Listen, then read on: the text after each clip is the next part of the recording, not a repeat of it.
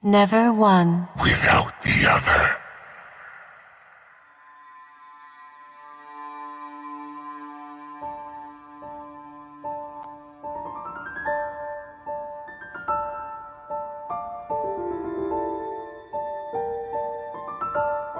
Kindred is arguably one of the most interesting and complex characters in Runeterra, and their story is one of my personal favourites, so let's talk about that.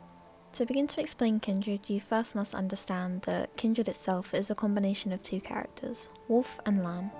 They're best friends, yet they're incredibly distant from each other. Lamb's job is to help those who accept death, shooting an arrow through their heart to finish them swiftly.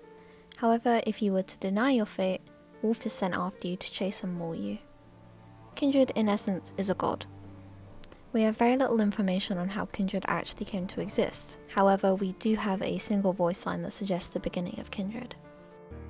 Lamb, tell me a story. There was once a pale man with dark hair who was very lonely. Why was it lonely? All things must meet this man, so they shunned him. Did he chase them all?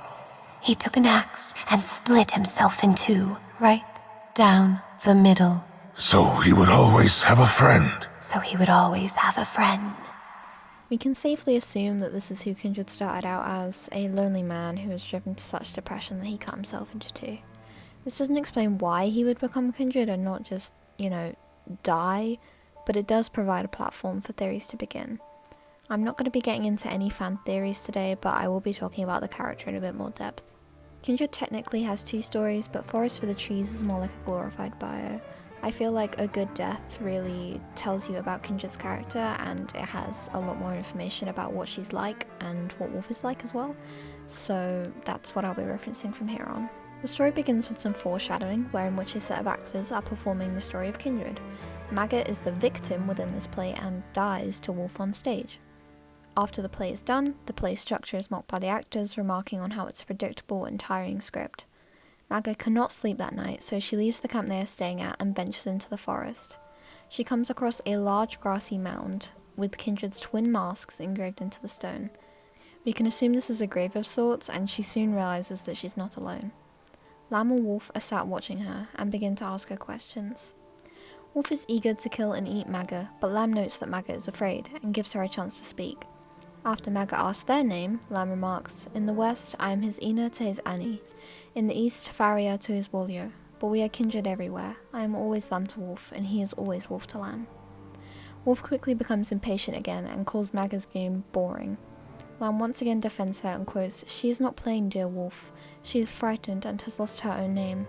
It hides behind her lips, afraid to come out. Worry not, dear child, I have found your name. We know it as you know us, Maggot." After continuing to toy with Maggot, they ask if she would rather die from Lamb's arrow or Wolf's jaws. Maggot chooses the arrow, but Lamb then reveals they are having their fun, and they are not coming for her tonight.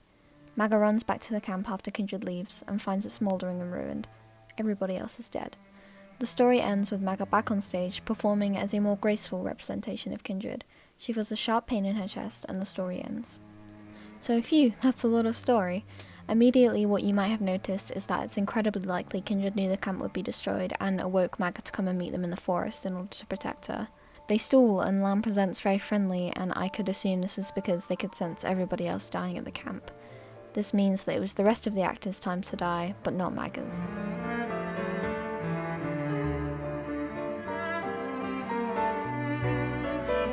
Both Lamb and Wolf ask multiple questions to each other in their voice lines, and from this we can fill in their knowledge gaps. For example, Lamb asks, "How does hunger feel?"